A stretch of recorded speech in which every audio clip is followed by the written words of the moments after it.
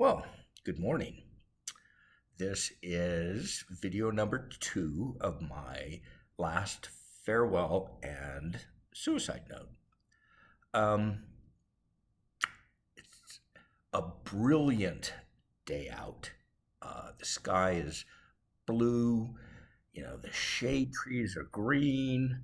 Um, just a wonderful June day. Um, I don't think I ever disclosed why I'm putting a video um, video suicide note out. And one is because my sister um, bitched at me at one point that I had never left of a suicide note the first time, and how rude and inconsiderate that was. And I was like, no, I left a 3-page handwritten suicide note along with all the money in the world I had left, was just a few $1,000s, in an envelope with their names on it. Well, what I imagine happened is the police probably took the suicide note to put in my file so that it would prove it's a suicide, not a homicide. And two, that is, if I died. And the couple $1,000s in the envelope in my $1,000 watch disappeared, which I hear isn't uncommon with police or paramedics or whoever else was in there. Maybe there were, excuse my nose itches. Anyway, that being said, this is being sent to my former therapist, a couple of friends, and to my brother and sister. And I think I might have said in the first video that I don't expect my brother and sister to watch the whole thing. They have a narrative about me. To have to reconsider the truth would be too difficult for them. They want to keep this narrative they've made up about me. And it's going to my friends, and I apologize. It would be hard to watch a video with someone saying, they're going to kill themselves at the end of it. But I need good and kind people to know my story. I don't want my family's cruel and dishonest narrative about my life, to be the only one out there. And I say that because my family, in the last 10 years since my first suicide attempt, has never once asked me how I am. Not once. Now, let's jump back to right after my first suicide attempt. So this is going to be a little bit of a background story. While I was in the hospital in a coma, my brother and sister took it upon themselves to move all my belongings out of my apartment. I don't know. I think they did repairs and cleaned it and, took it to, or turned it back over to my landlord. But when I came to and heard this, I was pissed. They had no right to do that. However, on the other hand, I was touched because, reflecting back, I don't know that my brother and sister ever went out of the way to do anything for me. So I was touched at their generosity. And I decided that it would be, being angry wasn't going to get me anywhere.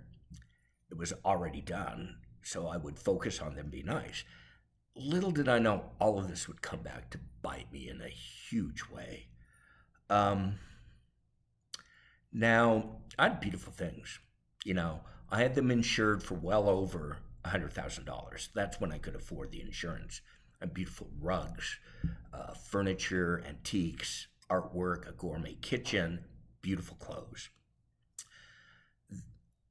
My brother then moved all of my things into their house.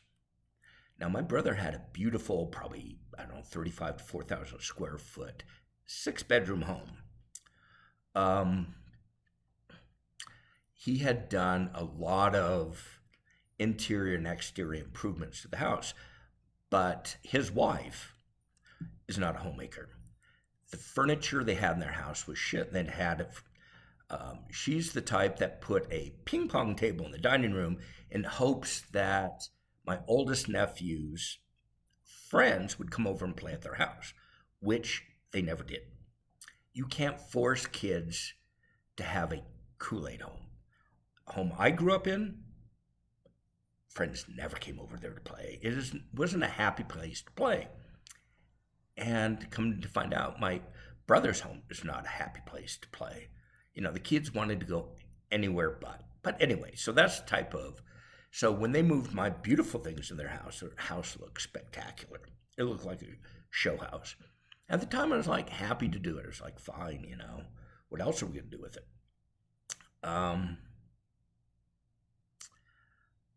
What I came to find out. So I was stuck in a psych ward, I think close to 2 weeks.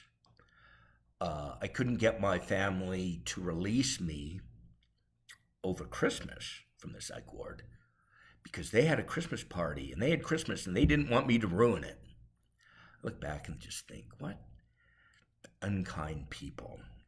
But I now had no choice.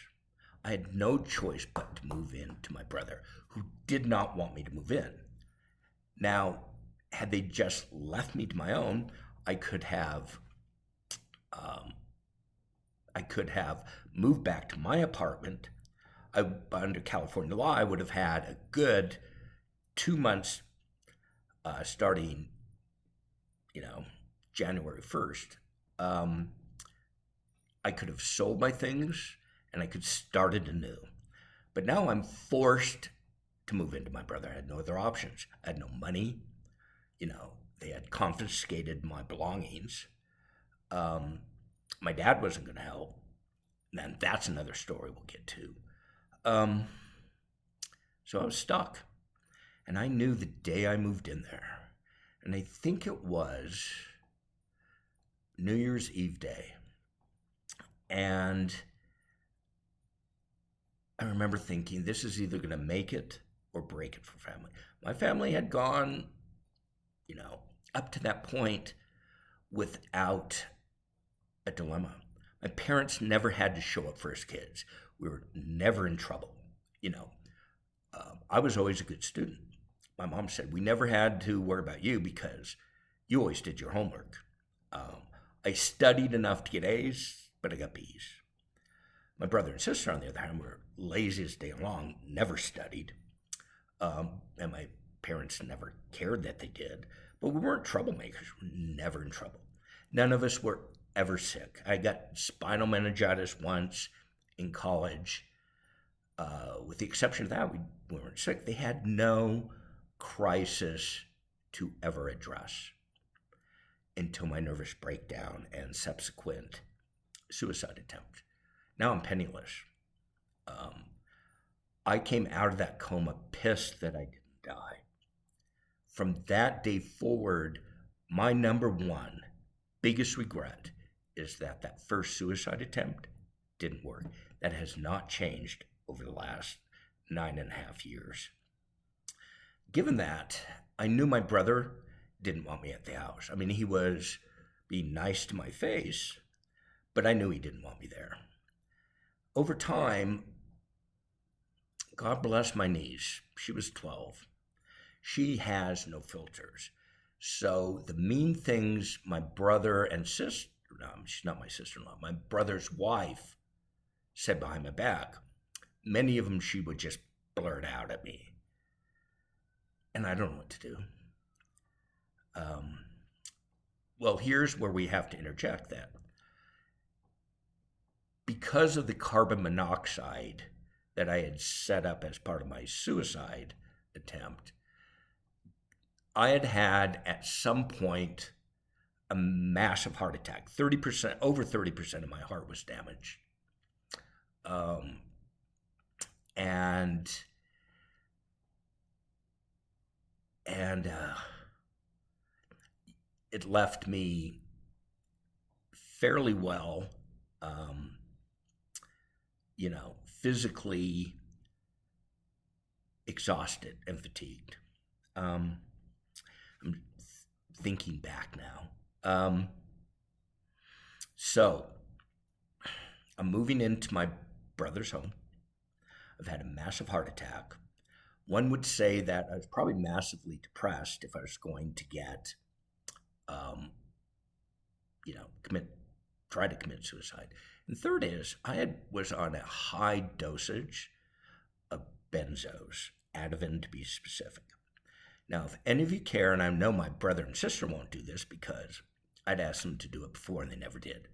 If you pull up or Google detoxing and the bad effects of withdrawal off of benzos, you'll see thousands of testimonials of websites, whatever, how horrible it is to come off this medication. If you go on it for anxiety, coming off it, your anxiety is 10 times what it was. Your fatigue is horrible. So all of this is combined is what I'm going through on the first day home. Now, the thing about benzos is, it is said that it is harder to kick or recover from than heroin. Now, heroin, you're going to get sick immediately. The thing with benzos is, you start out feeling bad, but every day you feel just a little bit worse, and a little bit worse, and a little bit worse. This goes on for months. I mean, it took me till August before I was like, I think I'm getting past this. And the problem being with feeling just a little bit worse every day for months on end is you get tired. You just give up. You go back on it, which I didn't have the option to do because I'm stuck at my brother's house. So this is what I'm going through. So I know day one, I have a time clock over my head to get out there. And my brother doesn't want me there. My sister-in-law at that point is being nice. That'll change. And I have no idea what to do.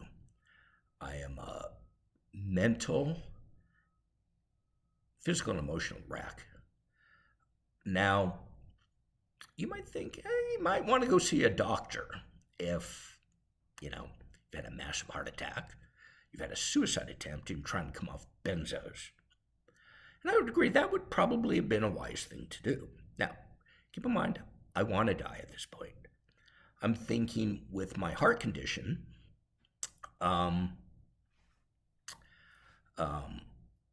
that, I'm sorry, I lost my train of thought. Let's jump back to the hospital. When I come out of my coma, find out I've had a massive heart attack, I was getting 2 teams of cardiologists. Why, I don't know. But there were 2 teams. And over about 3 days, they were arguing back and forth over me. Now, mind you, they only come see you for 3 minutes. But in that 3 minutes, they're arguing. They want to put stents in. They want to do this, want to do that. I'm just out of a coma. I'm confused. I don't know what's going on. I won't commit to anything, which is pissing them off. They're pissed off at each other for some reason. I don't know. And then they're pissed off at me. I mean, they had the ultimate egos of a doctor. Fortunately, I had this adorable little young Chinese woman doctor. And on the 3rd day, she said, you don't have to do anything. You may not know this, but your heart can heal. And you should wait and see how much your heart heals before doing stents. He said, if you do stents, then you're going to have to be on medication every day of your life for the rest of your life. And so here's the information my cardiologists aren't telling me. So I'm like, fine. So anyway, I'm at my brother's. I haven't had stents or anything. I'm depressed. I want to die. And I'm thinking, good, heart, take me away. And I mean, you know, and I don't, 30% of my heart is damaged. I'm exhausted. I'm fatigued. It's hard to get out of bed. And, and I'm stuck at my brother's house where they don't want me. This is not a recipe for happiness. So what happened? So I'm guessing New Year's Eve day was a Saturday. Family goes out for New Year's Eve. New Year's Day is Sunday. Monday, all of a sudden, 2 o'clock comes, and my youngest niece and nephew come running in. The first thing my brother and sister-in-law did, without asking me, is take my youngest niece and nephew out of childcare. Now, I am now going to watch him without asking me. And at the time, I was really upset because I just felt horrible. I didn't get till later how bad I felt with those 3 items going on. But also, I really loved, past tense, my niece and nephew. They helped get me out of me. So it wasn't a bad thing. It just, I wasn't ready at that moment, and they had not asked. And this will be the same scenario we will go through with them time and time again. They'll do things without asking me because they don't want confrontation. My sister-in-law, I keep saying sister, my brother's wife would never once talk to me or confront me. She would get more and more upset, pissed, and angry that I'm living there, but never say a word to me. She would just get down in the mouth and moody around me, and it just got horrible. Anyway, also, a few days go by and I realize my father, brother, or sister, or my brothers, no one's asked me, how are you doing? How are you doing? Maybe you should go see a doctor. And I got to say, from that first suicide attempt on, my family has never once asked me how I'm doing. Now, I pretty quickly came to understand my brother and sister and dad aren't going to ask me if I need to go to the doctor because they thought they were going to have to pay for it, $180, $200 office visit. And they're not going to do that. In their minds, it was my full responsibility, to take care of it. It's like, okay, well, I'm a 58-year-old man. You're probably right. And I didn't care if I lived or died, so why go to the doctor? I mean, I didn't have money to do it anyway. This is how it went for months. I was starting to feel better, and then summer comes. So now we're hitting June. And, the kids are out of school.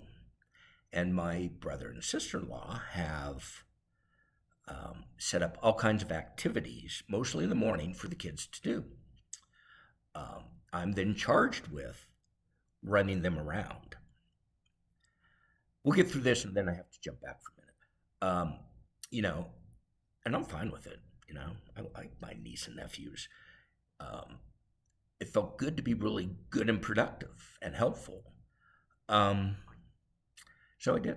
It worked from 7:30 in the morning till 7:30 at night. And I would take my hour nap in the afternoon. I enjoyed doing it. So much so that my brother and my brother's wife took me out to an inexpensive Japanese lunch to thank me, which was great. I was like, fine. I was happy to do it. I'm happy to be helpful. So springboard back. We're now in January, and I realize, they're not having to pay for childcare, right? So I kind of Google around and find out that, the after school school care they're getting was $365 per student. So that's somewhere around $730 a month they're saving by my doing this. Other thing I knew is that when I would get up in the morning, early in the morning, all these lights were on. So I started making a habit of every morning going through their big house, turning off lights. Kitchen lights, always on. Pantry lights, always on. Garage lights, always on. And then upstairs, hit or miss with the kids' bathroom, always on. Really, I never stepped into my brother and his wife's room. So I'm guessing I saved them $100 a month in electricity. I did this every day, even weekends. I did this every day. It became kind of an obsession with me just to turn off the lights. And then, at Christmas time, I had to turn off the Christmas lights because they'd left them on all day. So we've got that. And then early in January, I came up with a plan. I put it in writing, though I've never been able to find a copy of it on my computer so here's a list of things I'll do. I will clean. I will take care of the kids. I will do any of your chores. I will grocery shop, and I will cook dinner and lunch on the weekends. They said pretty much okay to it, except that they weren't going to let go of their cleaning people that came in every other week because my brother didn't want me cleaning his toilets. But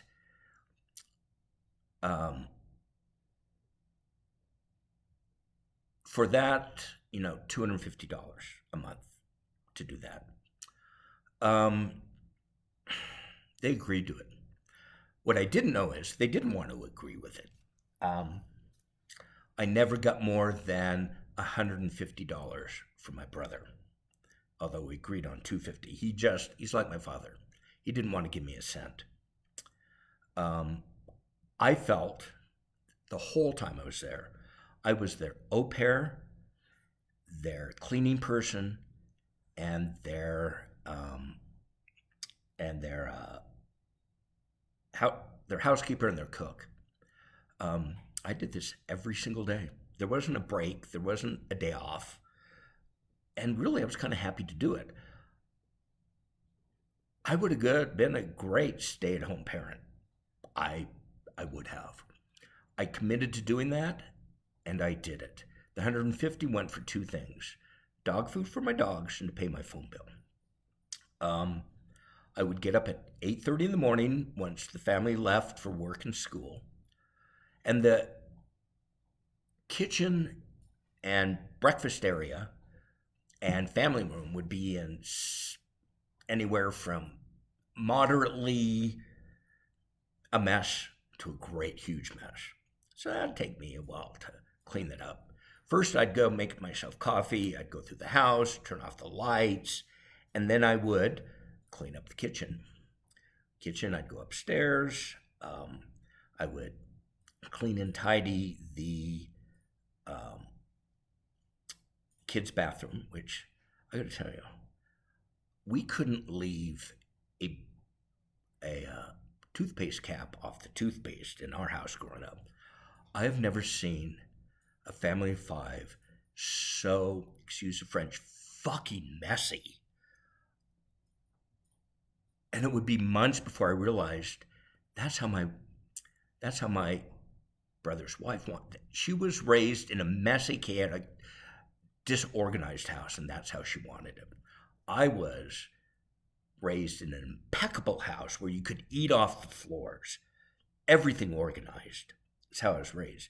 I thought that's how everyone wanted their house. Now, it's my sister-in-law's house, not mine.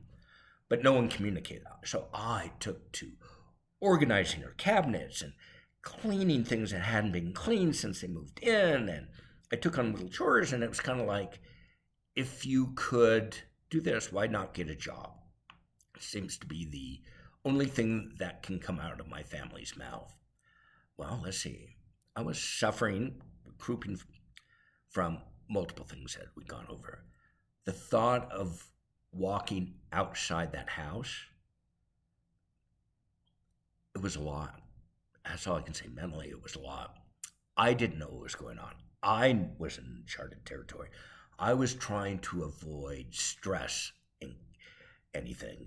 Um, but come 2 o'clock, oh, anyway, I'd be upstairs. If need be, I'd pick up the kids' clothes and throw them into their laundry baskets. If they were full, I would do the kids' laundry. Um, how I'm different than my brother's wife, I sorted by colors. um, and wash, dry. And unlike my brother's wife, I folded their clothes. First time they had folded clothes, I didn't know what to do. Definitely. So I would then go to pick up my niece and nephew at elementary school at 2. Um, I would then run them home, and um, I would run them home, and a lot of the time, my older nephew would call and need a ride from, um, no, a ride from high school. No, keep in mind, all these schools were half mile to 3/4 mile away from their house. Hell, my brother, sister, and I, when we went to Denison, it was a mile away, and we were walking in kindergarten. So, but here's the thing. I would go to pick up my niece and nephews. This is very much of an upper middle class and new neighborhood. It was large. It was in North County, San Diego. The kids would all come out of the elementary school in these beautiful outfits, and look like little Gap ads, and clean and polished. My niece and nephew would come out fat and dirty because it looked like they hadn't had a bath or a shower in a week or more, and these wrinkly, dirty clothes. The clothes weren't actually dirty, but dingy clothes, when you wash your whites with your, dark colors, you're going to get dingy clothes. And I was significantly embarrassed for my brother and his wife, but, who am I to say? But I loved picking my. So once I got my nephew home, I would go grocery shopping for the day. And it was called a Fresh and Easy. Thing about Fresh and Easy, no preservatives. You kind of have to shop there the day of. And the thing, if you shop there the day of, they have a whole section with food that's going to expire that's 50% or less. So I shopped for the family. Now, here's the thing. They couldn't give me cash for this. They had to go buy cards, right? Because to give me money would meant I would go spend it on drugs and alcohol. No. The whole year I was there, I never spent any money on those cards for myself. No crackers or cookies or anything. I just, I bought for them. And all these humiliations I had to endure. And the thing is my brother and sister decided, I was a drug addict and alcoholic. They told my dad that.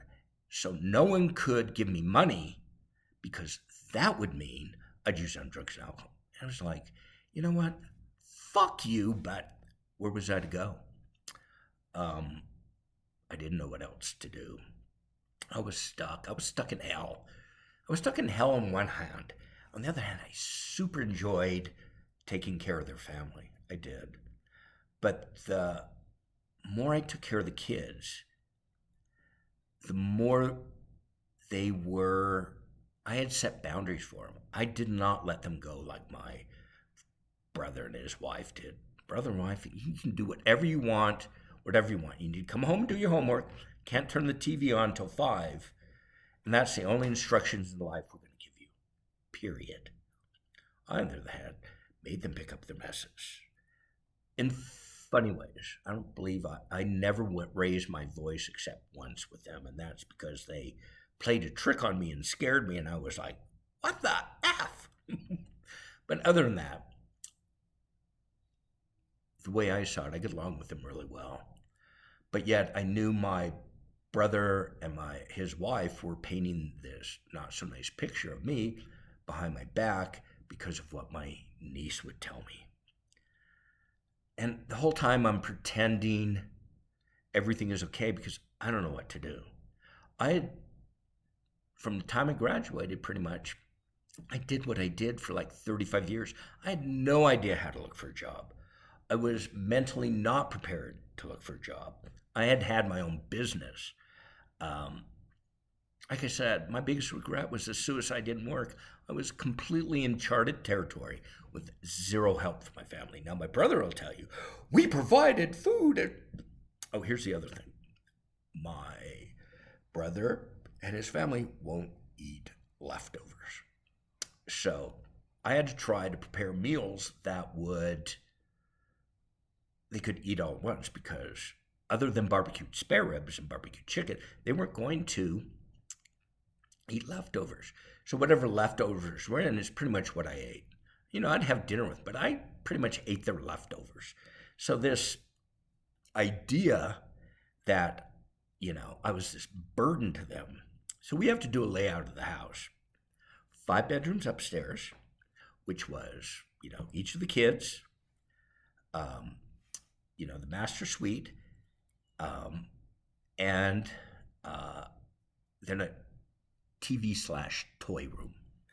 Downstairs, there was a bedroom with a bathroom off the family room, which, I took over. When I took over, it was filled with furniture and one working TV where my youngest nephew and his friends maybe played, computer games once a week. Otherwise, wasn't. So I had moved into there. At this point, I don't see where my brother had sacrificed anything for him. But according to an ex-friend of mine, she was like, I would never have family. How rude of you to have to move into your family. Well, since then, I've heard of dozens of situations where family took care of family. Problem being is, the longer I was there, the more resentful my brother and his wife, and telling my niece and nephews this, but being, for the most part, nice to my face. It would be years later before I found out how much my brother hated me there, because it was always be nice. Now, every month to 5 weeks, I would get together with my brother, at least, hopefully my brother, just want to say, how are things going?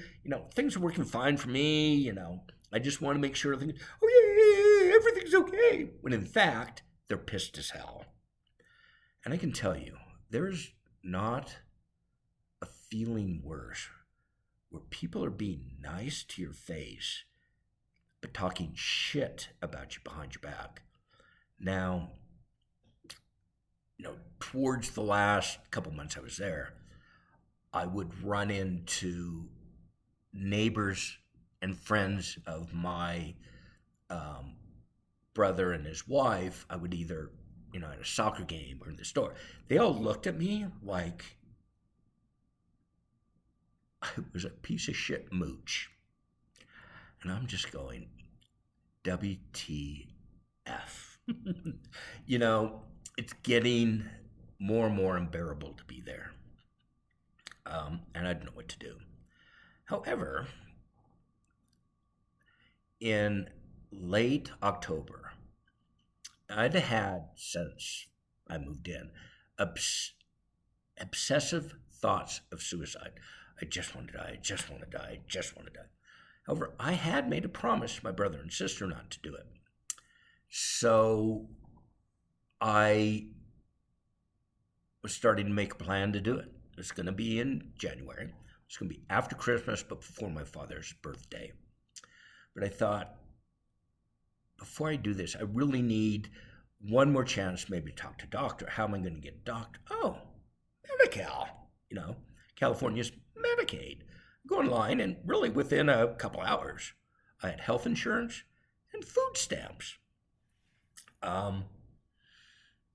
So I made an appointment with a psychiatrist for medication, and what else? And a medical doctor. And so I started getting medicated in November. Um,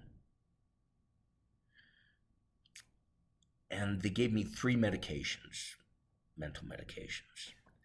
Um, and now I had taken a wealth of antidepressants, never really particularly worked. The only medication in my life really that has worked spectacularly is the benzos, and they're horrible for you. Um, it's like, um, anyway. So here I am. Now I'm in November. Oh, and then I am part of the codependent, um, you know, mental health part of San Diego State University. And I have a caseworker there. I'm working with the caseworker of like, I've got to move out. How can I do that? I have no money. And we worked on it. Granted, she's a graduate student. She has like no experience. And, but she tried her best. And there aren't, I mean, I'm a over 50 white male. There aren't programs for you. There just aren't. If you're homeless, you show up for the shelter for that night only. Now, I'd find out eventually there was one program that I was able to get into, but for all the research we did, I had an employment specialist through there, and I had wonderful conversations with her, but she didn't point me in a single direction of a job. So that's at San Diego State University. That's one end of the county. The other end of the county is my psychiatrist. So now in November, I'm starting to drive back and forth to the two, trying to get things going. Well, that takes gas. And my brother had a third vehicle. It was a old Ford 150. I don't know how many years at that point, but it had probably well over 300,000 miles on it. That's what I was using to pick up the kids from school, to run them around, whatever. But now I'm using it, gas for myself. My brother, first time he filled it up, fine. It would last me filled up 2 weeks. The third time, he threw a fucking fit that he had to fill up the truck. And I'm like, whatever. Now they had, now my brother will tell you I stole from him. And here's the story. They had one of those giant glass water bottles in their kitchen that they put all their change in. It was maybe a third to a half full. Now, I had filled one of those, took me over a decade, and it came to like 1,400 and change, so to speak. So I probably had $500-$600 in there, maybe. And the thing about my brother is the only interest he had in his kids is my oldest nephew's soccer. And he, he would remember to fill up the car if my brother had, or my nephew had soccer. This is a whole nother story we'll get into. But I would tell him that this is for like 6 or 7 months. You need to put cash in the car. It's on flat empty. I've got to run the kids here. I've got to run the kids there. I've got to pick them up. Yeah, I'll do it. Yeah, I'll do it. I'll come out in the morning. It wasn't done.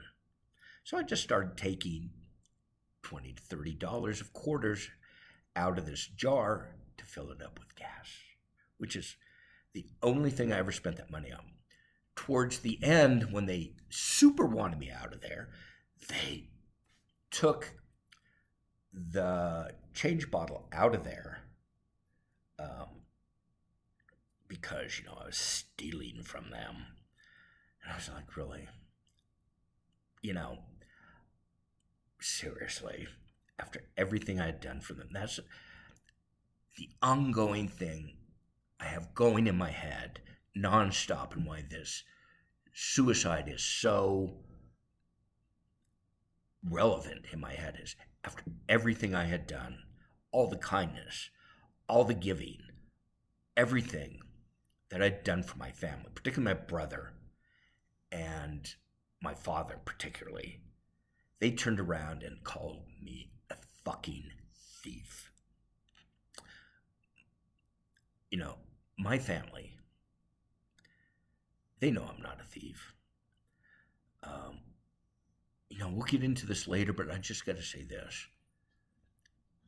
Now we'll get into that later when I talk about, when I forged a check, from my dad, which is, technically stealing.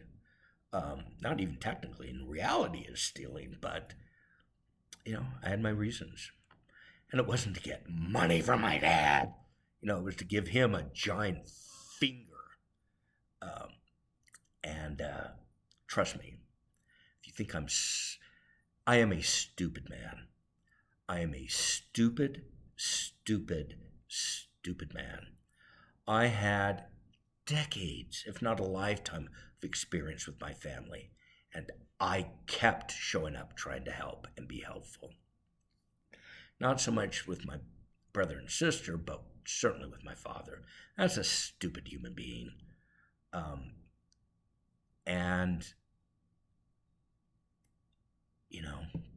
Anyway, so this is the background story with my brother. In the end, we get to December, and my brother is like, we need to have a talk. Now, keep in mind, on several situations, I kept asking my brother, how's everything going? It's going fine. He said, well, Jeanette does not look happy. She looks pissed off. No, she's fine.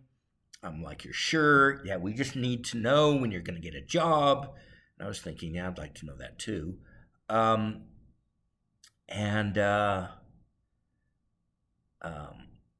So it came a bit of a surprise. Well, what I had always told him is, tell me what's going on. I'd much rather know that you're frustrated and you're angry than bottle it up and let it all come at once. So what does my brother and sister-in-law do? They bottle it up and let it all come out at once.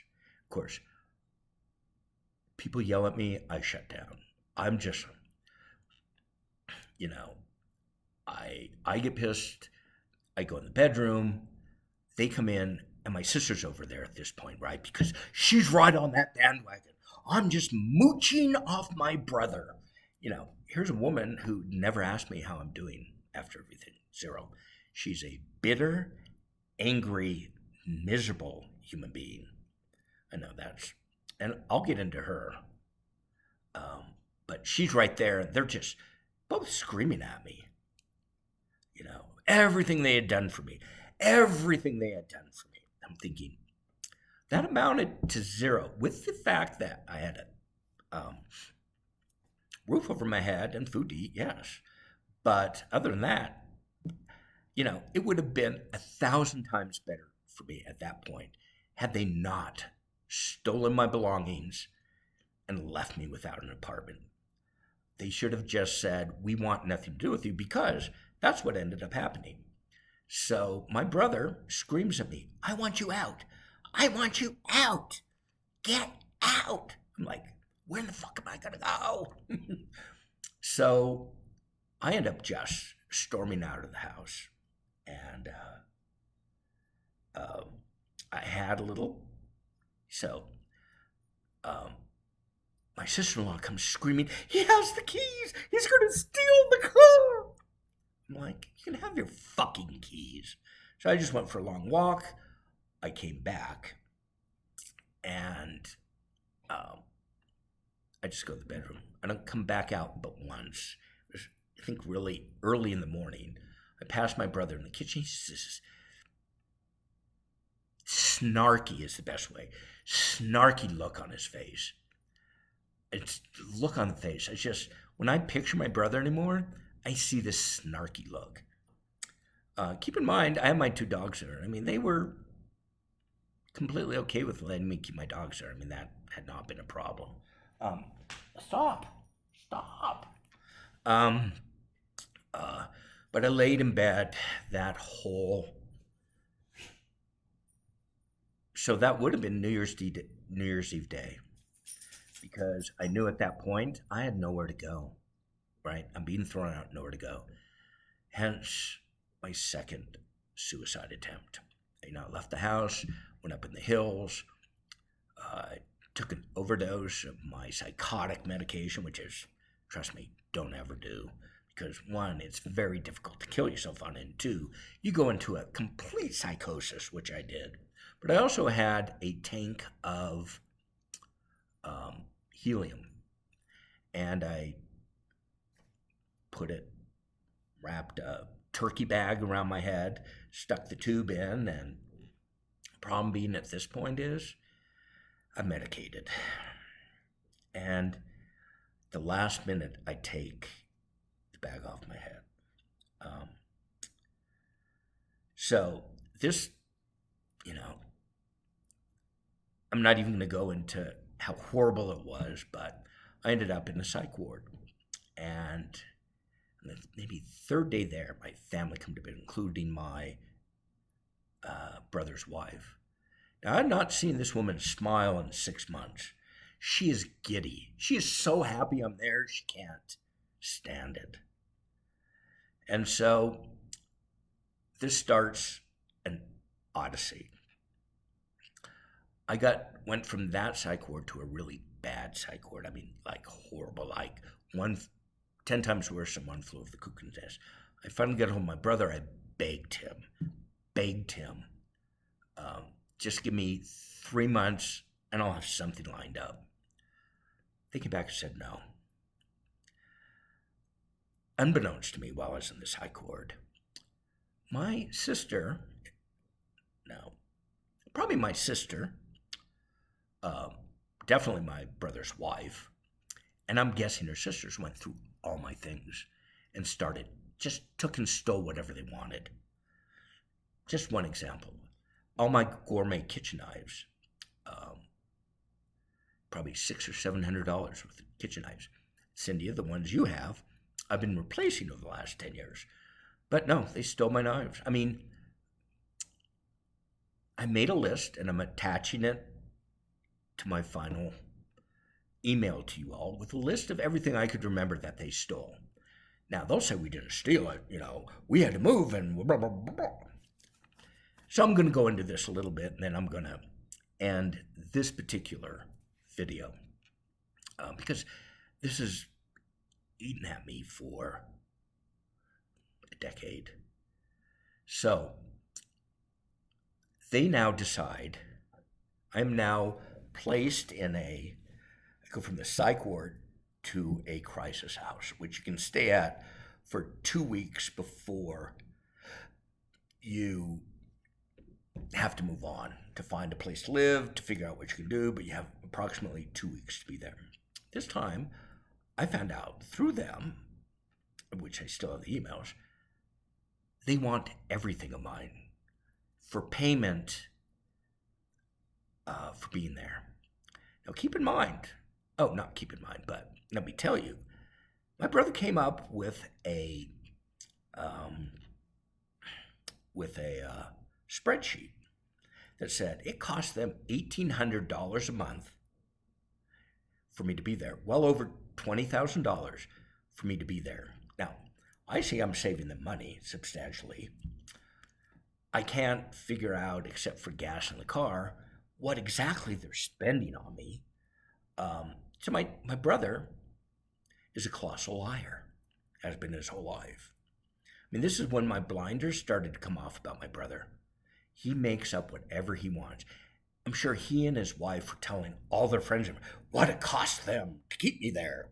And here I am being their fucking au pair, their fucking cook, and their fucking maid. And I mean, every day of the week, 7 days a week. And because I committed to it, I followed up on it. Did I have days I didn't want to get out of bed? Yes. Did I get out of bed? Yes. And my whole time, right? Did my father ever offer to help me? No. But I would find out years later that my brother was telling my dad I was mooching off of him and getting my dad to send him money to support me, although I was saving him money. That's my brother. My brother is a smart rat.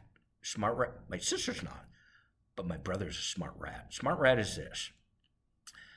Rat goes through a maze, finds the cheese. You put him at that maze, and he'll get the cheese like that. There won't be any wander around. My brother's a smart rat. He knows how to use and manipulate. He's just like my dad. It's all about money. He was pissed to have me there.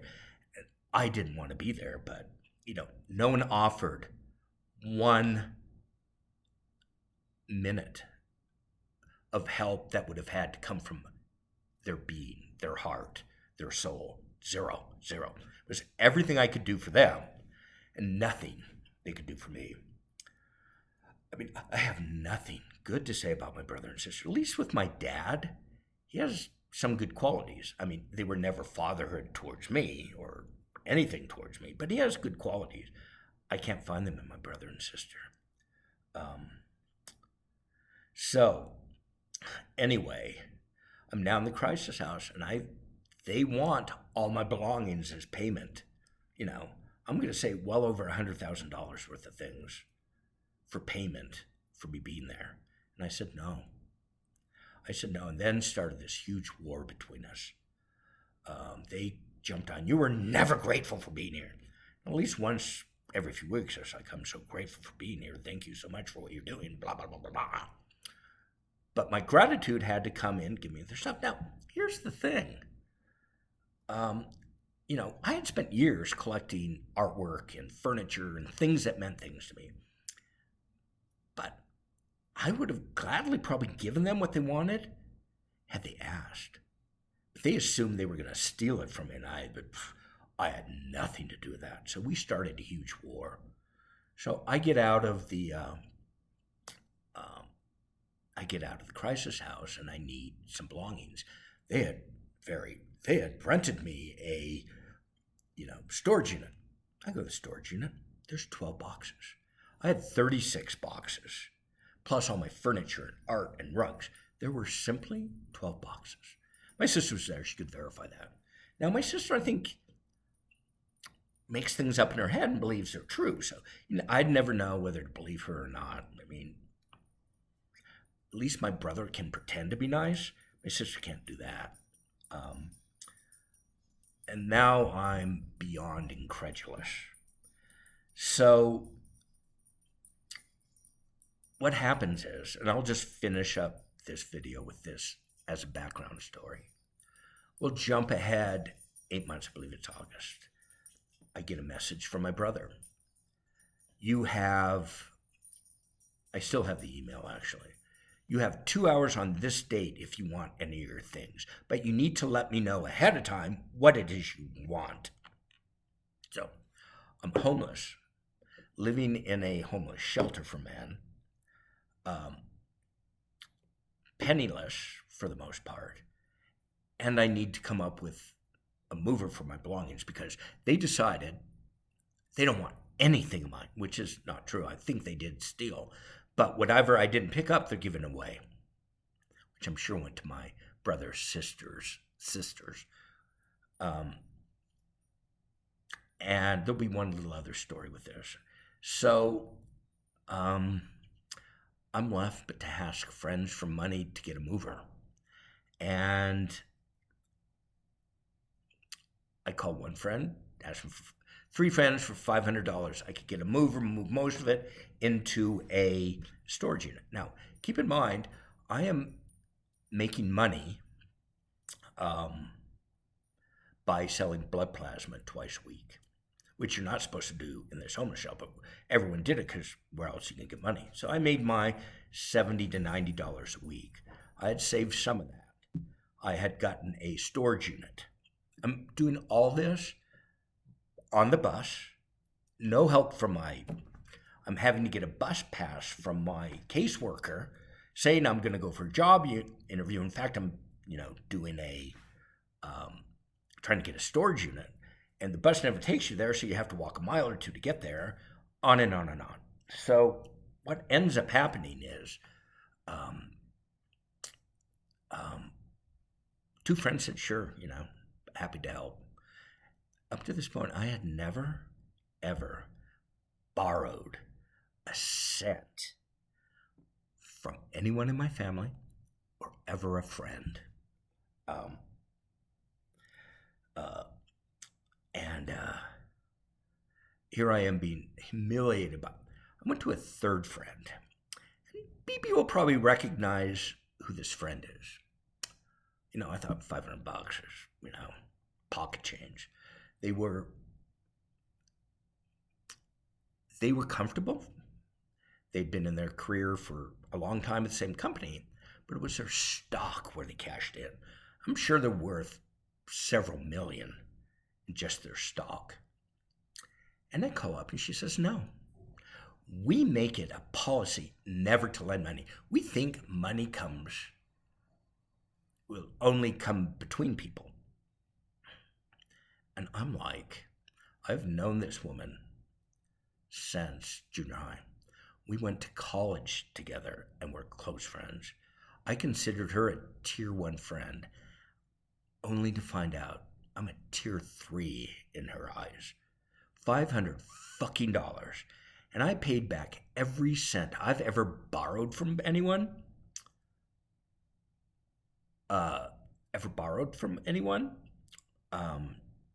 With interest, right? But she said no. And because she said no, I couldn't get movers. I had to go down to Home Depot. This is when you still could do Home Depot. Find myself, a Mexican. And the only one that had a vehicle that day was a beat up old thing. So not only did I have to pay him an outrageous amount of money, plus, put gas in it, I got one small pickup truck worth my belongings, which, some of them are still here. And here's the thing. When I went to pick it up, there's my brother and sister, standing there, not going to help me. They just scowl at me just like this.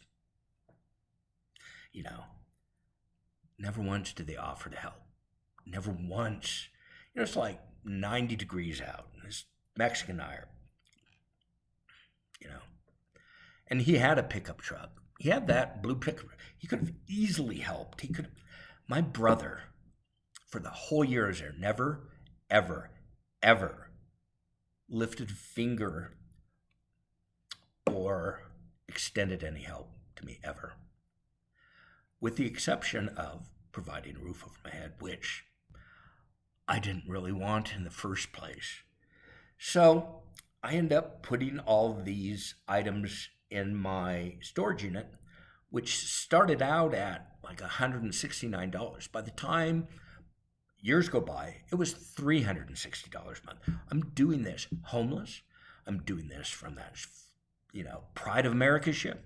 I did this when I had work and without work until I could go back. Did my family help me at all? No. And this is where I've got to. I'll say this, and I'll probably say this a couple of times because it's how much I dislike my family. Did my dad help me with college? No. Money-wise. No spending money, not books, not travel, gas, nothing. Not a cent. Did he ever come visit me when I was in college? Never. Did he help me? I was 3 semesters in grad school in CU Denver. I never asked, but did he offer? No. My dad didn't want me to get a college education. According to my mom, it was because he was jealous. He did not want me, his least favorite person on earth, to do better than him. Therefore, he was not going to, he would have moments where he would offer. In my sophomore year, I took him up on it, right? I'd go home for, say, okay, I need a check for tuition. And we'd have that same argument I had talked about. He'd insult me. I'd react. He'd get worse. I would leave. I'm never talking to that man again and never had to come up with any money. So anyway, he never paid for a cent towards my education. Never helped me buy a house. Never really didn't help me buy a car. I think he contributed on one a little bit.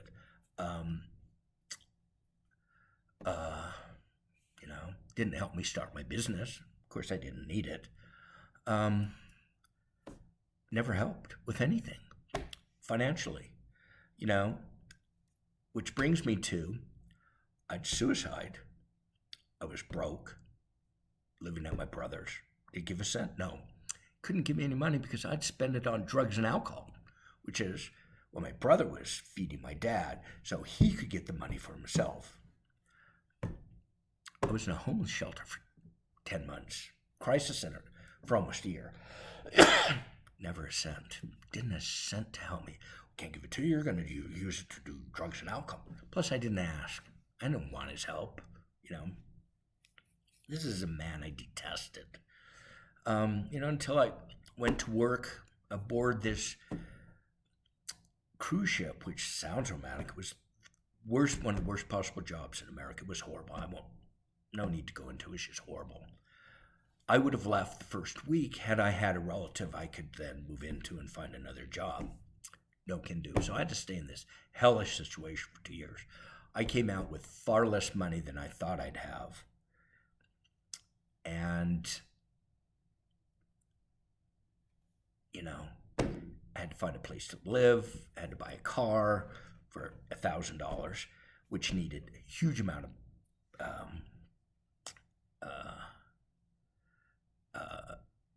mechanical work. But I'm going to end it there. It's another hour. I've got many more hours to go, so stay tuned. Anyway, if you've gotten this far, thanks for listening.